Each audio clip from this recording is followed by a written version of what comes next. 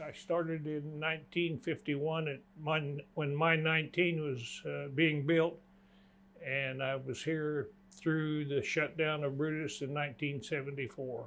This was my life, about all I ever done. I had 39 years mining. The typical day would be, normal day would be digging, of course, and there would be cable changes. And you probably noticed there was a cable on each end of the machine, and it was the duty of the electricians to keep the machine running as far as cable changes was concerned. And the benefit of having two cables on a machine versus one, you can transfer from one cable to the other and have the machine back digging within 15-20 minutes. Whereas if you have one cable on a machine, you have to disconnect it and you have to pull it up to the next connection box, which in a lot of cases is 1,500 feet, and reconnect it, and you lose a lot of time. So with two cables on the machine, it saves a lot of time and a lot more efficient for the machine.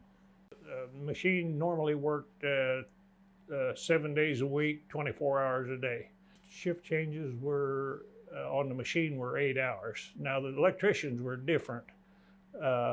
We started normally up by the shop, in the electric shop, and then we drove down to the machine. I started with P&M, like I say, in 1951, and started on construction, and then went from that to worked in the sample department. When you're a coal miner, you wear many hats, and through the years, and you try to advance to the more lucrative jobs, in which I did. To me, the ideal was being an electrician.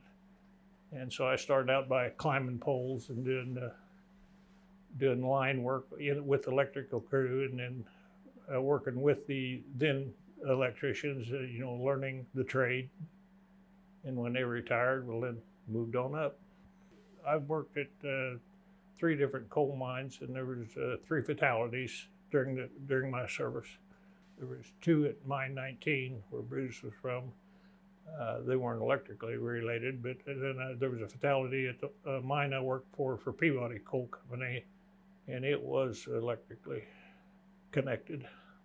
Brutus, as far as I know, is the largest existing shovel left in the world. Brutus could uncover a lot of coal, and between Brutus and the other drag line, we were uncovering probably a square mile a year. If you look back now, you look at the wildlife and parks area. I mean, this is a booming area, and it's all due to mining. So hunting, fishing, you got wildlife preservation. We watched Brutus dig for 11 years, and being around it, never got tired of watching it dig. It's just a fabulous machine.